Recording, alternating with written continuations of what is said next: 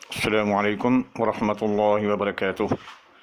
ناظرین، آج میں آپ کو تختی نمبر 3 حروف مرکبات، اس میں جو ہے ہم نے اس کی مشق کر لی، لیکن اس میں جو ہے ایک چیز ہوتی ہے، وہ اس کو کہتے ہیں عادی اشکال۔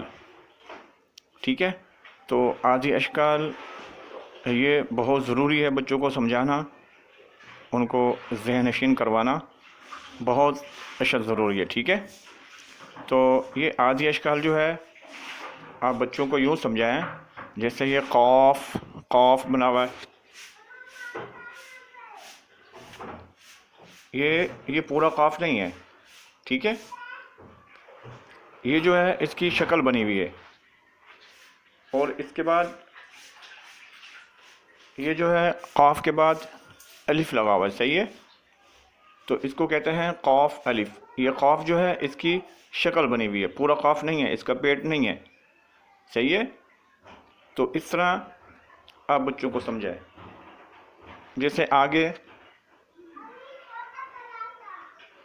جیم، اس کو جیم کہتے ہیں، اس کا پیٹ نہیں ہے، اس کی شکل بنی ہوئی ہے جیم کی۔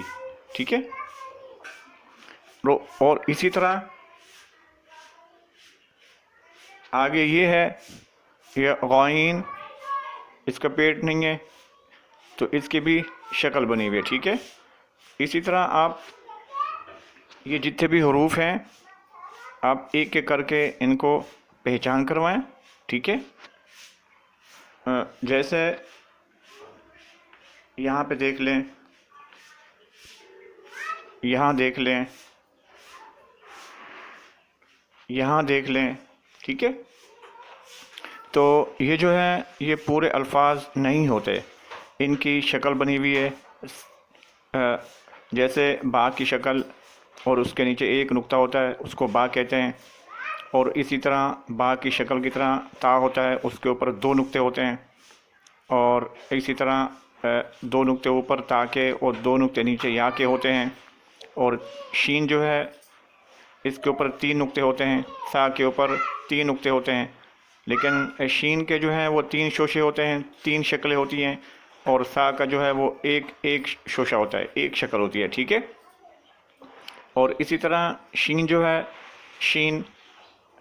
شین سے پہلے سین کی بھی تین شکلیں ہوتی ہیں۔ ٹھیک ہے، اور صاد، اگر اس کا پیٹ کاٹ دیں گے تو اس کی شکل کیسے بنے گی، اور اسی طرح فا، اور بہت سے الفاظ ایسے ہیں جو کہ ان کی شکلیں ہوتی ہیں لیکن پورے الفاظ نہیں ہوتے۔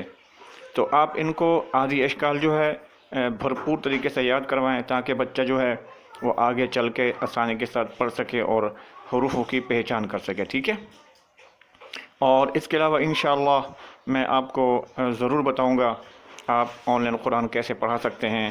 ٹھیک ہے، کس طرح پڑھا سکتے ہیں، آپ کو کن چیزوں کی ضرورت پڑے گی، اور اگر آپ کے پاس وہ چیزیں نہیں ہیں، وہ آپ کے پاس میسر نہیں ہیں، تو پھر آپ کو کس طرح آپ کو کیا کرنا پڑے گا۔ ٹھیک ہے، تو انشاءاللہ میں آپ کو آپ کی رہنمائی کرتا رہوں گا، انشاءاللہ آپ کو سب چیزیں تفصیل کے ساتھ بتاؤں گا۔ انشاءاللہ آپ ہمارے ساتھ جڑے رہیے، انشاءاللہ آپ انشاءاللہ اس سے جو ہے نا آپ بہت فائدہ اٹھائیں گے۔ انشاءاللہ اللہ کے حکم سے آپ ہمارے ساتھ جڑے رہیں، انشاءاللہ اللہ تبارک و تعالی آپ کی ضرور رہنمائی فرمائیں گے انشاءاللہ۔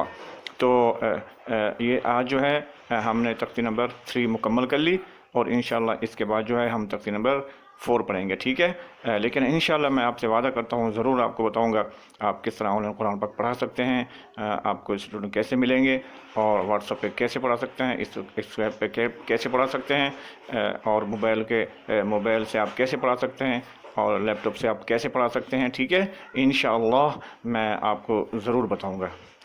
اجازت، جزاکم اللہ، السلام علیکم ورحمۃ اللہ وبرکاتہ۔